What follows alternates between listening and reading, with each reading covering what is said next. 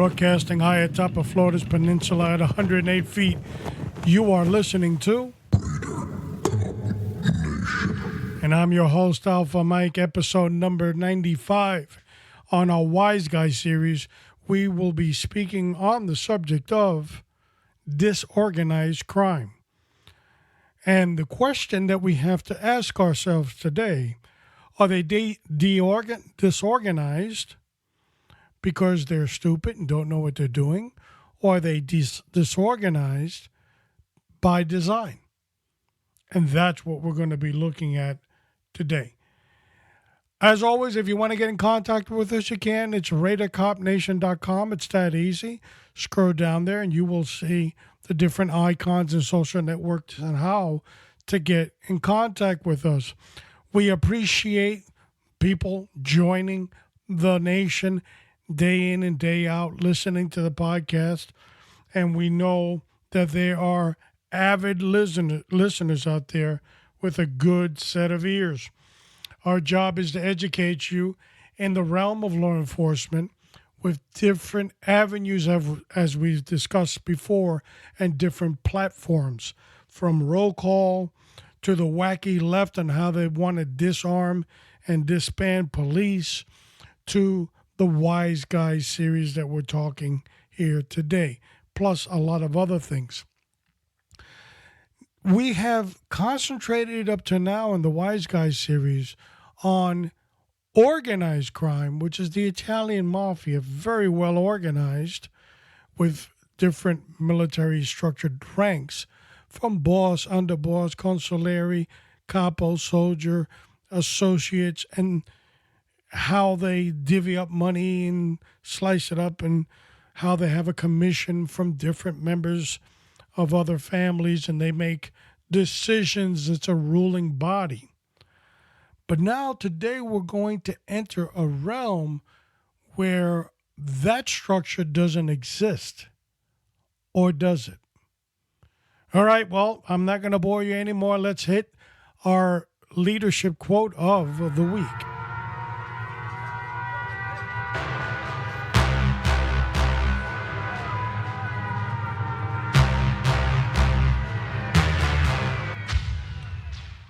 Leadership is about vision and responsibility, not power. Seth Berkley. And what we are discussing today has a lot to talk about the ability of leadership and who exactly has the power. It becomes very, very vague. But is it by design, or it's just that's the way they operate? It was a fascinating research. I wanted to first go out and start on this specific subject, but during the research, I ran into this specific case, which fascinated me because it breaks me up into 3 different realms for the Wise Guys series. So I am truly excited about that. All right, on some other issues I want to talk about.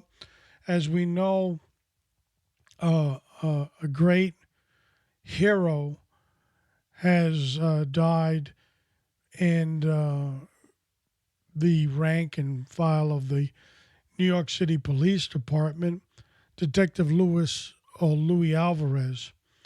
And he was taken from us by cancer. He was a first responder in going into the World Trade Center. And like many law enforcement officers, they have succumbed to these injuries that they really obtained during their response at the World Trade Center. Louis was no exception, but we know him for being so brave and courageous. Days before he died, testifying in front of Congress because the fund for the World Trade Center, the survivors, is running out. And the dirty politicians at the dirty swamp in Washington are playing games with that pool of money.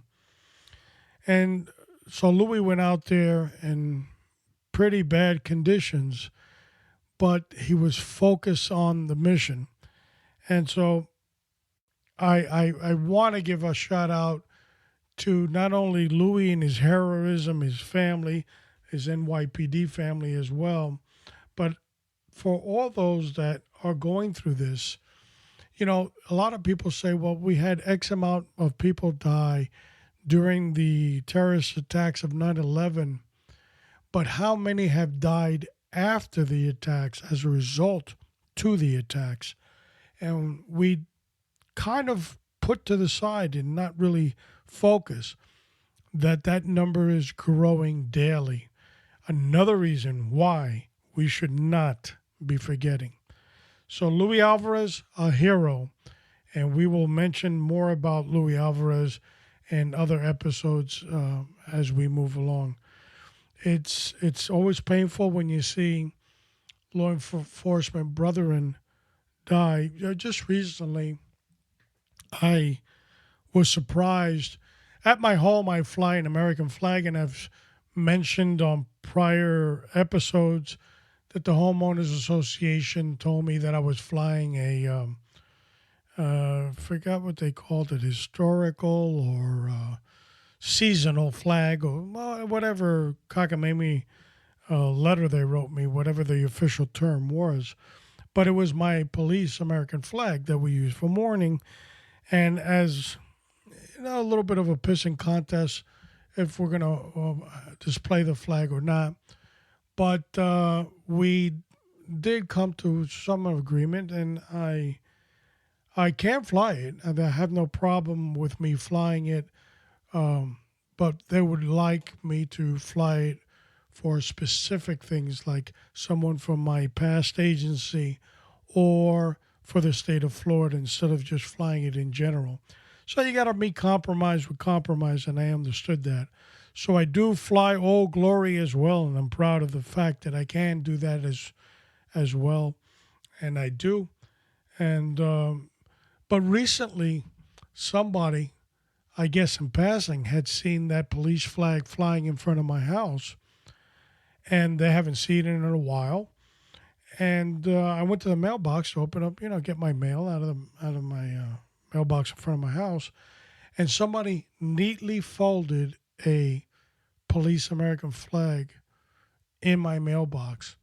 And I guess they didn't want it. They found it. I don't know what the particulars are to it, but somebody thoughtful enough said, hey, I know you fly this here. I know it means something to you and to many like you, so I'm going to give it to you. Don't know who it is, but see, God is good. All right, it's time to stir the pot and get ready. It's time for the meat and potatoes.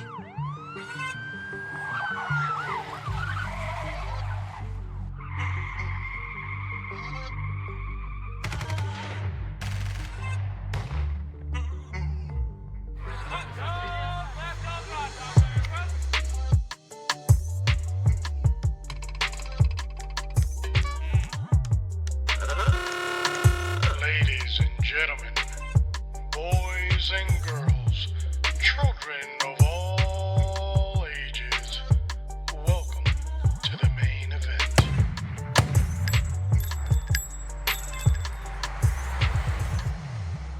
Episode number 95, Disorganized Crime. Today we speak about 3 specific groups that partnered on one mission, one objective, and how it ended up turning out. We're talking about the Russian mob. We're talking about Cubans. And we're talking about Colombians.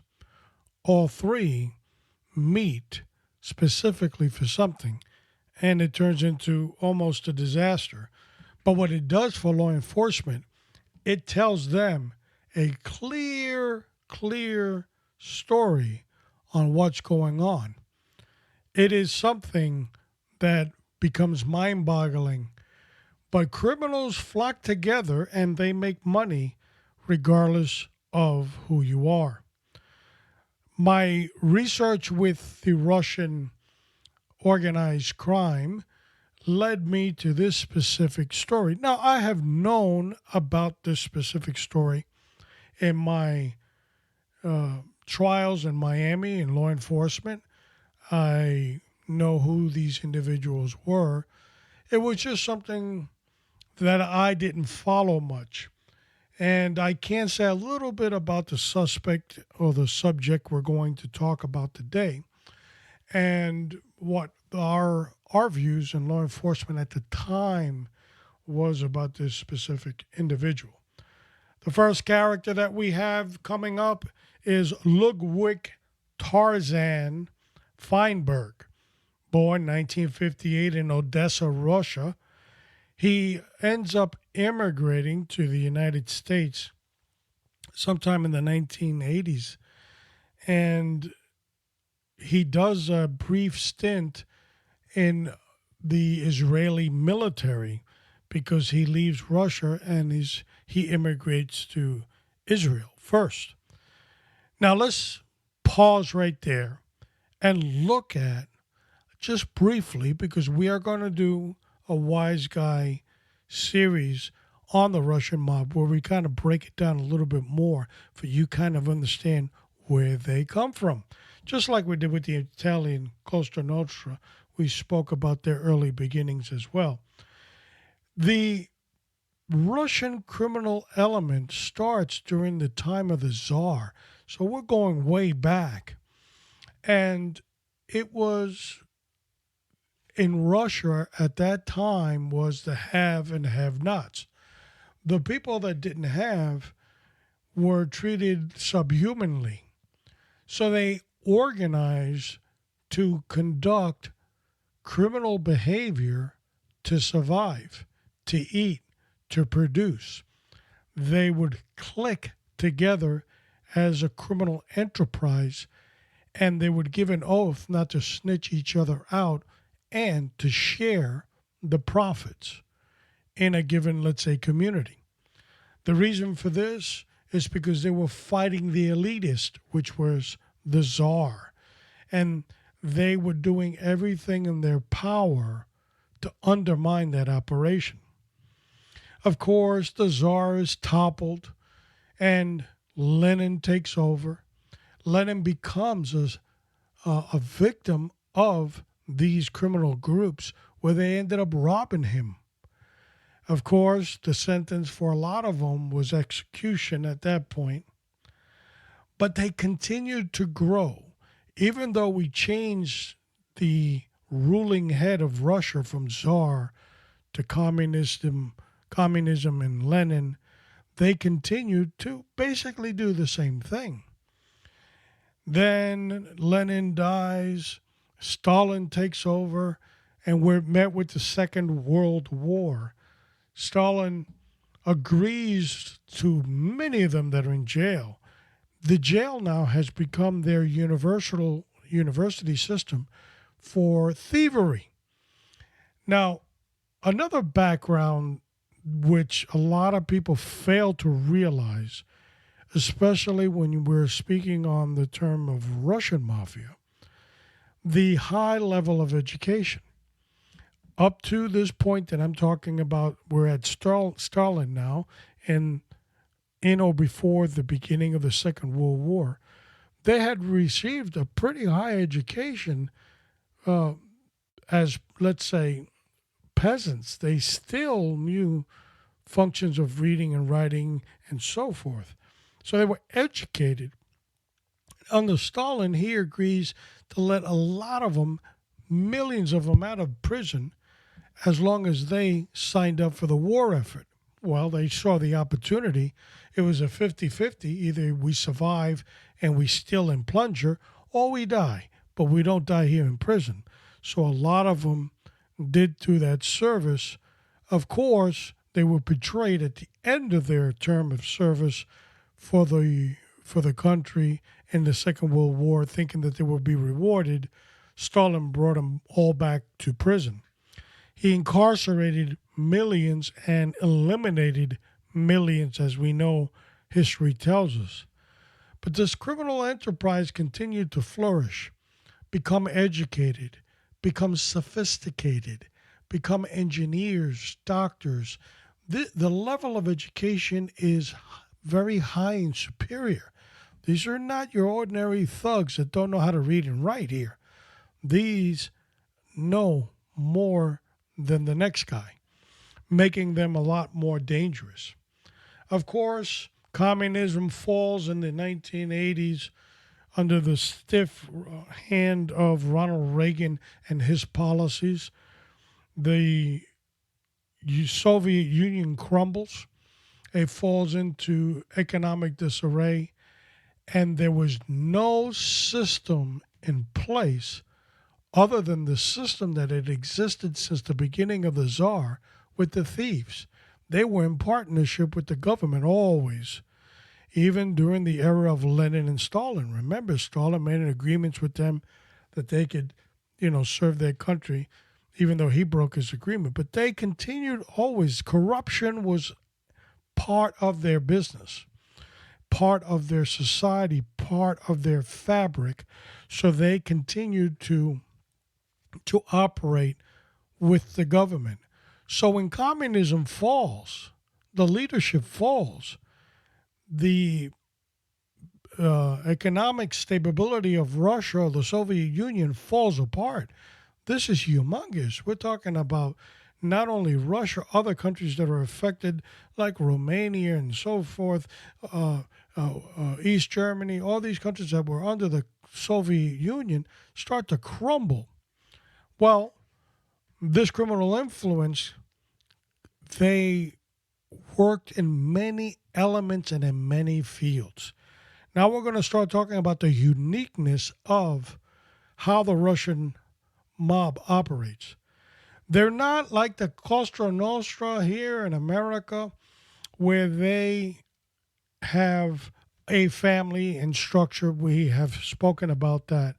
And basically, in the Italian criminal justice, criminal organizations, they just have their hand in anything they can, and they will extract money from it, whether it's the garbage business, construction, or prostitution, or even drugs that they're not supposed to be in, but they are in, but don't say anything, act like you didn't, that kind of thing. So in the Italian mafia, they have their hands in everything, and the money goes up the chain. So, but here in the Russian mob, there are specific specialists in specific areas. They are not necessarily intertwined. If you're over there, let's say in banking, that's what you do. You're not going to cross over here to my syndicate, which is, let's say, arms, and I sell arms. Or I might be in the drug trade, or I might be in human trafficking. So they have specific areas of specialty that they kind of stick to. Now, of course, if you become a leader, we'll say a leader, again, the leadership is not identified like it is in other criminal organizations, again. They are more based on, did you have prison time, or what we used to call ring time. So these people that have gone to jail for lengths of time, they brandish themselves with tattoos, and that identifies them as being the criminal element. And they're called VOR, VOR. And those people become and get a leadership status within the Russian mob. Who you did apprenticeship under kind of dictates who you are in the thick of things. During the collapse of the Soviet Union, a lot of Russian Jews were sent to Israel and America. So a lot of Russian mobsters hid behind that with phony papers saying that they were also Jews in order to get out and escape and come to America. But primarily, the Russian mob in America is Jewish. And a lot of people don't know that either. Some, of course, identify with nothing but who they are. But their family or their heritage could be that. Not all, as I said. So now they start migrating to America, specifically Brooklyn and Brighton Beach or Coney Island, where they name that Little Odessa. And of course, there you start to see how they start working. When the Russian mob started migrating to New York City, they didn't show up like they do on TV, brand new Mercedes Benzes and $5,000 suits, and I run this joint. No, they humbled a lot of them themselves and started working with the Italian mafia and doing specific works for them, whether it was car theft rings, arsons, and so forth, and learning the operation, how they did it in America, of course, to later capitalize on it for themselves. So they become a force to be reckoned with within the organized crime circle.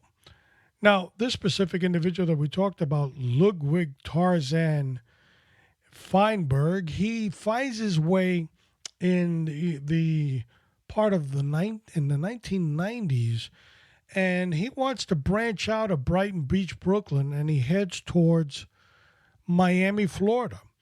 Now, he probably got the nod he could go ahead and go, and he lands in Hialeah, Florida specifically, purchasing, probably with mob money, a strip joint by the name of Porky's. Now, for a lot of law enforcement officers from Miami-Dade, especially the northern end of Miami-Dade, they know what Porky's is very well, especially if you were from my era. It was commonplace that a lot of law enforcement officers, after their tour of duty, would go to this strip joint called Porky's. Of course, they would take off their gun belts, put them in their personal cars, because back then you didn't have take-home cars. Take off their uniform shirt, throw that in the back trunk, and go ahead and go in with uniform pants, patent leather shoes, walk in there, and enjoy the scenery. And Ludwig here purchases this piece of property. The property at one time was owned by Albert San Pedro, which was known as the Cuban Godfather at the time, and mostly because other Cuban mafia members allowed him to have that title, took a lot of the stress away from them. But Porky's was a haven already prior to Ludwig showing up here. Albert San Pedro was sentenced and later was out on bond and fled and went to the Dominican Republic, and nobody knows where he is and blah, blah, blah. But that's another story. We're not going to talk about that. Getting back to Ludwig here, he gets in there. He takes over that business. He takes over a lot of the criminal enterprise that was there already. He meets a gentleman by the name of Juan Almeida. Now, he is identified in a lot of articles as a Colombian, but he's not. He's Cuban. Juan Almeida, born 1957. He has connections in a lot of what organized crime is in Miami. Ludwig needs that hook, just like they did when they first got to Brighton Beach in Brooklyn. They got to find out how the criminal operation works in Miami. He partners with Juan Almeida. So shortly after that, they start talking about getting bigger and more powerful, and they need not only muscle, but they need to get involved in organized crime activities such as drugs. That necessarily isn't just easy. You just don't go to the neighborhood drug guy and knock on his door and tell him, "Sir, can you tell me who your connections are? Because I'm trying to build a business." It's not going to work like that. So they contact Nelson, Tony Yester-Garrido, and he has been identified by several pieces of articles and pieces out there as being trained by Cuban intelligence forces and Russian intelligence forces. Came to this country during the Mariel boat lift, that would be in the 80s, and arrested various times, 6, 7 times, carrying a possession of a firearm, and all these other kind of low-profile charges, nothing major at this time. But he was identified as knowing how to deal with the intelligence. So no coincidence that when Juan Almeida here is now trying to make contact with major cartel leaders in Colombia, that for Lugwin, this is what we're doing for Tarzan, they find out Tony's got to know. Well, Tony knew. Tony knew members of the Cali Colombian cartel, and he arranged a lot of the deal workings that we're going to talk about in a second. Again, he was identified as being trained highly, but really no proof of any of this. A lot of people are just saying he just fits the role, so they kind of threw him in the role. Regardless of the fact, the Mariel boat lift people that hit Miami in the 80s were criminals that Fidel Castro emptied out of mental institutions and jails, and he littered under Jimmy Carter's watch over 100,000 here in Miami. He littered them into their streets, and not only were they some crazy, not only were some of them gangsters and crooks and thieves, some of them did have military intelligence. And of course, all that was a bigger plot. So Tony Yester, he gets into this role now, and they're getting involved with the Calis, and they're trying to capitalize. Now, this is the Russian mindset. They don't want to do what the rest of the criminal organizations are doing. I don't want to play mule and move package A to location B. I'm not into that. That's what the other guys are doing, and they're getting paid for it, but that's their game. I want to know how to control all of the movement and how not to be detected by law enforcement. So they start playing around with some ideas, and in their conversations, Tarzan makes note that he has the ability, through his connections in Russia, to basically buy any military armament that he needs, whether it's a tank, surface-to-air missile, and even at some points, we're talking about nuclear weapons. And of course, helicopters and submarines were thrown in the mix as well. Well, immediately, our two Cubans start working on this to capitalize. Tony Yester, he makes contact with the Cali Colombian cartel and says, we can produce a submarine. Now, there was talks about going back and forth about this, but nothing heavy. Why? Because Tony Yester was a little doubtful that Lugwin, and he wasn't really sure if Lugwin was pulling or yanking on a chain here. So they started off with some sales of helicopters, military helicopters. Well, they went to Russia and they toured military bases with military personnel on there. They were saluting them as they walked in. They were doing a little window shopping. And of course, top Russian generals and admirals and retired ones were doing the fire sales because the government had crumbled. Military personnel were getting less than $150 a month. They were sucking wind, and a lot of these people that had leadership, they said, well, we're not going to go under. Like, we're going to get involved. Remember what their society is, and we're going to fight the government, and we're going to play Robin Hood here. So steal from the rich and provide to the poor. So that's their story, and they're sticking to it. So they started buying helicopters. They specifically, the Cali cartel brought 30 of them, and there are various photographs of them posing with these helicopters. So the sales went through. There was a direct line on how to send it to them and how to get them. And as I started to look more and more into this research, I asked myself a specific question. How can the United States government not realize that we've got a fire sale over at the old Soviet Union, aka Russia, and they're everything but the kitchen sink is up for sale?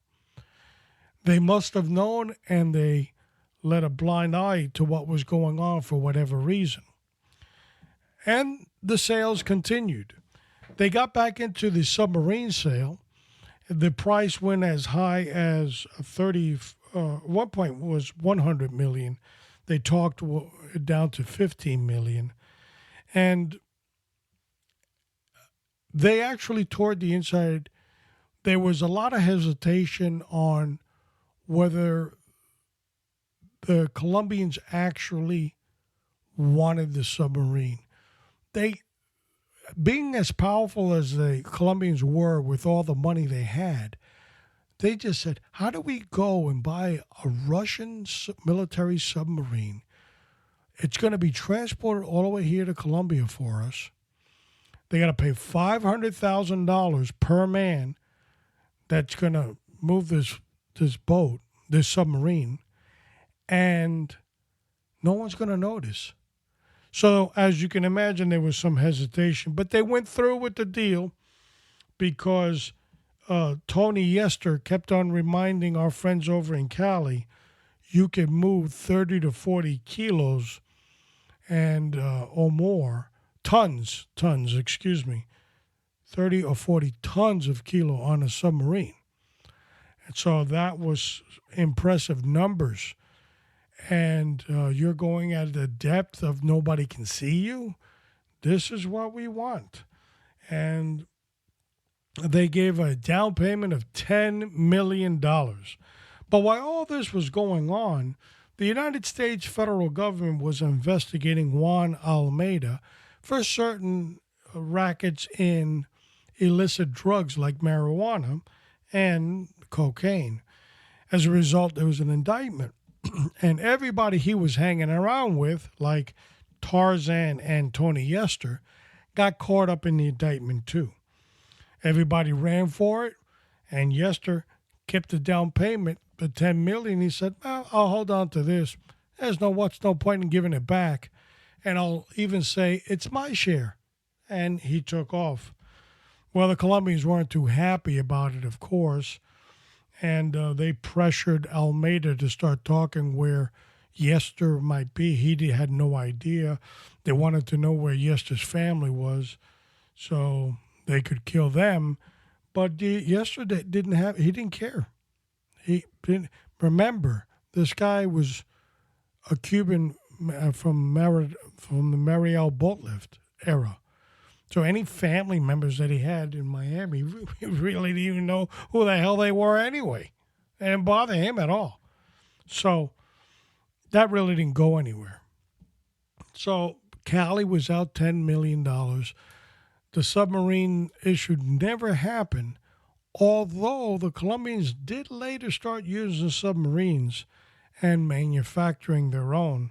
But that's another story out of an area called Tumaca, Colombia, and we'll talk about that in another Wise Guys series. So the Colombian cartels actually did end up using submarines, and God only knows if they're still using it today. But they didn't use it as dramatic as using a former Russian military submarine. Oh boy. That'll get you a front page maybe on the New York Times, and then we could tie it to Trump somehow. We'll figure it out, but we'll try to somehow pin it on Trump. That would be a good start.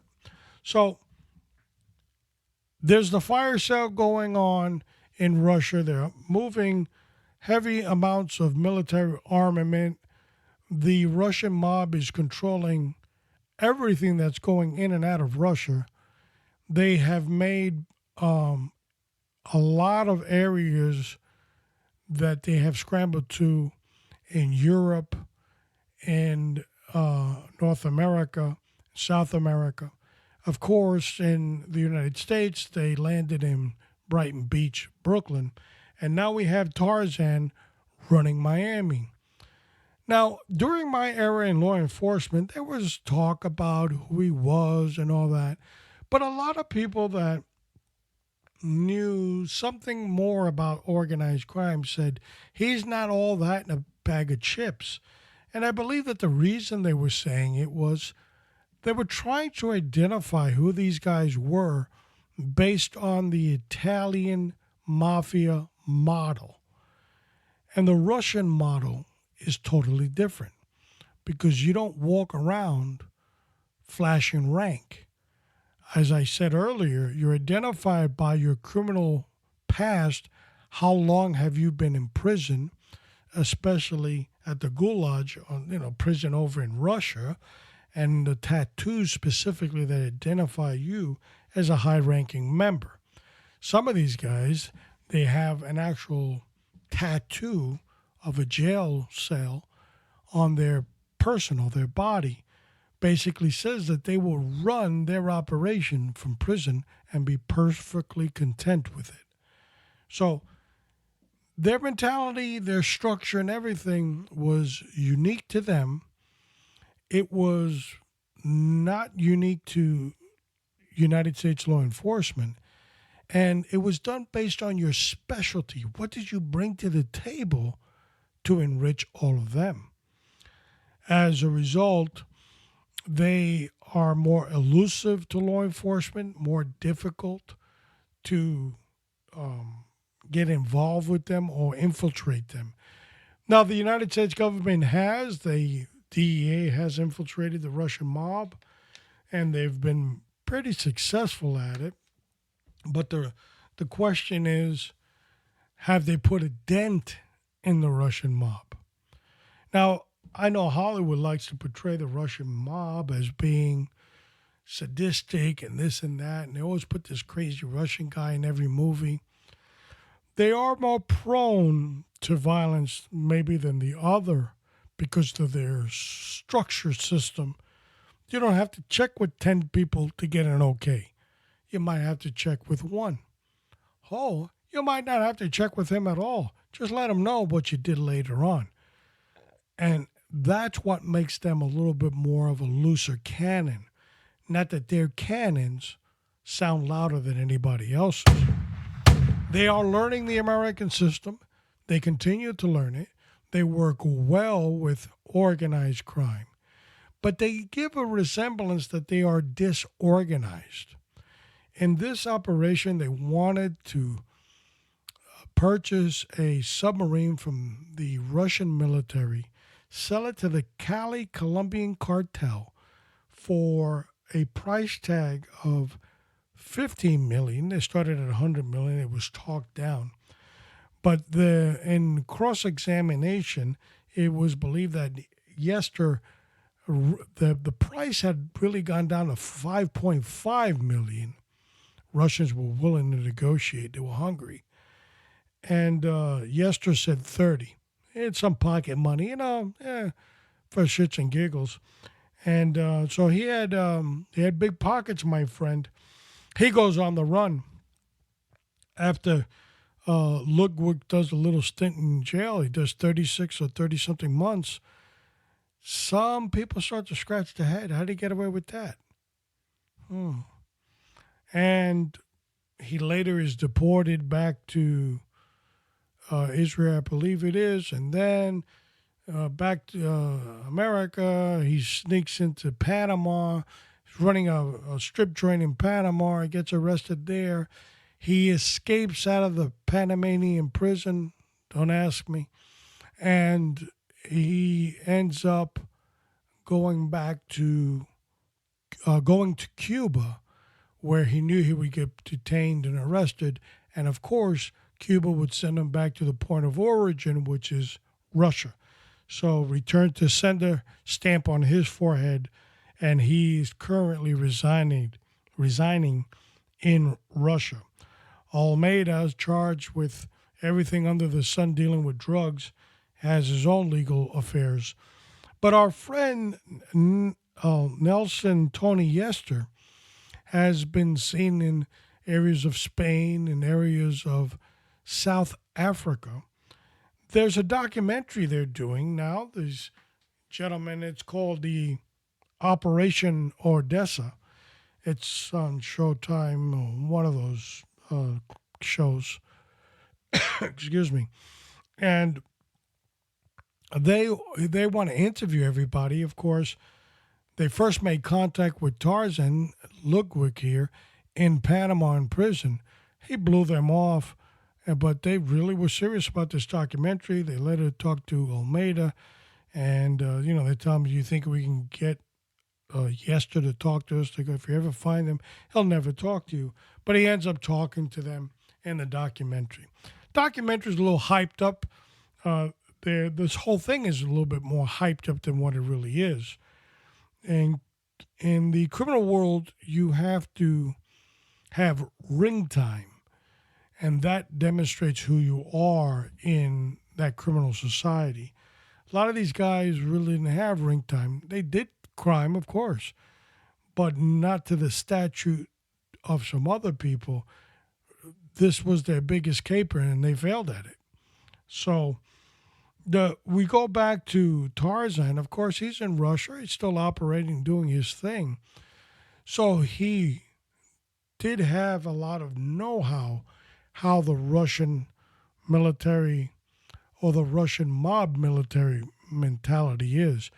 A lot of guys left the Russian military and ended up in the mob. So he kind of knows how to deal in that. Will he ever surface back in America? Of course, he's not allowed back here again. But as he said in his interview, our criminal enterprise has no borders. So maybe he's friends with Hillary. I don't know. But he did demonstrate that they're willing to go any place and any time to make a buck. It's an interesting story because there's a lot of missing components to this story, such as who was the contact from Cali, Colombia. Now, of course, the DEA did pull, and it's in the indictment, but the powers that be in Cali, which were the Rodriguez brothers, they had to approve the submarine scheme, and so if anything, they might have not made it big in the criminal underworld enterprise, but they did get the attention of the bigwigs in the criminal underworld enterprise. So put them somewhat on the map. Today, Yester is still a fugitive, wanted by the FBI. The FBI has little to no hopes to ever finding him. He's elusive. Why is the FBI, if you see a lot of their interviews, and we'll post them on our show notes, they kind of like written him off. Why did you write him off? Maybe some of the stories are true about him being a trained intelligence spy from G2, which is the element in Cuba, to the Russian element. Or is he just smarter than everybody else and can live in South Africa under an assumed alias as a Mexican businessman, and nobody's smart enough to figure this out? So a lot to this case. They do have a documentary. It's called Operation Odessa, and it's fascinating take because it's going to take us into the real Russian mob, the real Cuban mafia, and of course the cartels, Medellin and Cali, and what else is out there in Colombia. We're only talking about certain individuals. They took their swing at the ball and they missed. They could have had a huge hit. It was a great idea, but it fumbled. It fumbled because maybe it wasn't their time. Maybe it was someone else's time. Who knows? You've been listening to episode number 95, Disorganized Crime, from the Wise Guys series of Raider Cop Nation. As always, it is my honor and pleasure to be your host on Raider Cop Nation. Continue to keep yourself in prayer. Continue to pray for your family because it's most important for your survival. Continue to pray for your community. And most importantly, continue to pray for your law enforcement agency that serves you. Without them, we're nothing. But paramount of paramounts, continue to pray for the United States of America. This is Alpha Mike, and I'm out. And guide her through the night with a light from above, from the mountains to the prairies to the oceans white with foam. God bless America, my home sweet.